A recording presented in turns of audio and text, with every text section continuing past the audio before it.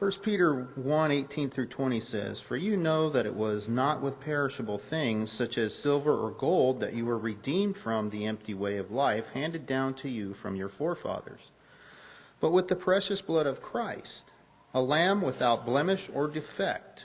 He was chosen before the creation of the world, but was revealed in these last times for your sake." When I was 20 years old, I lived in Texas and I bought a house. And I thought to myself, man has a house, he ought to have a dog. So I went down to the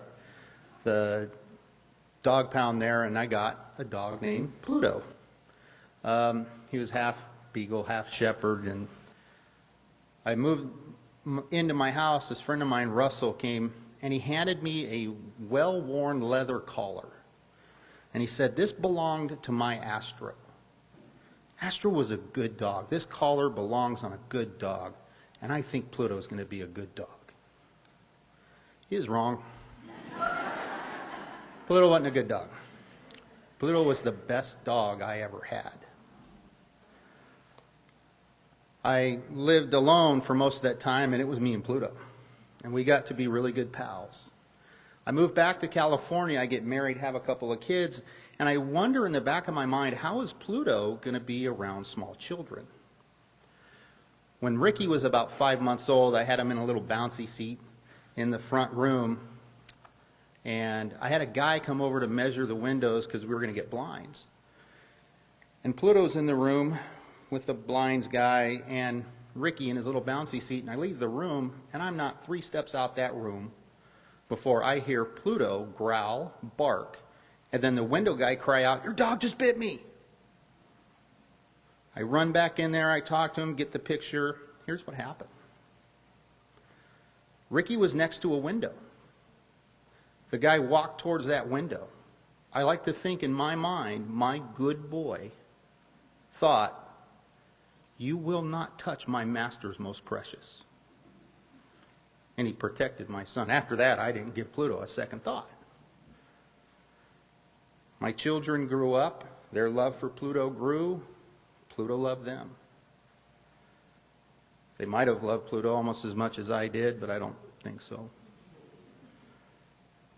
But the curse that befalls every dog owner struck me. The curse being the unfairness of the shortness of a good dog's life.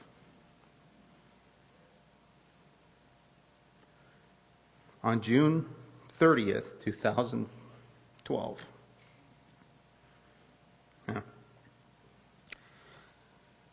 I had to answer the question later that day from Daisy, "Are we going to see Pluto in heaven?"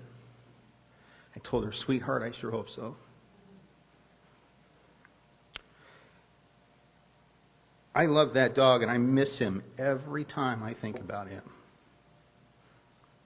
But if I'd have come home one day and found my house on fire, and I knew I could only save Pluto or my children, there's no hesitation. That's not even a decision to be made. I saved my kids. I might hate the fact that I couldn't save my dog, but I saved my children.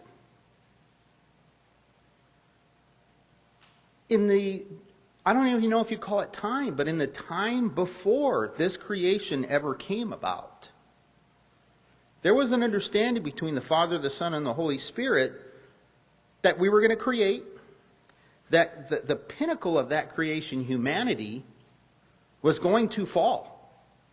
And they were going to fall in such a way they were going to take all of creation with them into this chaos, and there would be nothing they could do of their own to rectify the situation. So the Lord, the Son of God, is going to go and die. Everybody got that? Yeah, we got that. All right. In other words, God saved the dog. Yes, I'm calling all of us dogs. Yes, I am. Because we are not the holy, eternal Son of God. He willingly sent, and the Son willingly went, so that this whole situation could be rectified. And the thing that I always think about when I think about these things is the people out there that hate him, that curse him, that behave in a way that he just is, it's abominable to him.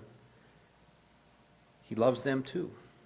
He loves the dog that bites and barks and growls and runs the neighborhood. You can't find him. He loves that dog too, enough to where he sent the Son.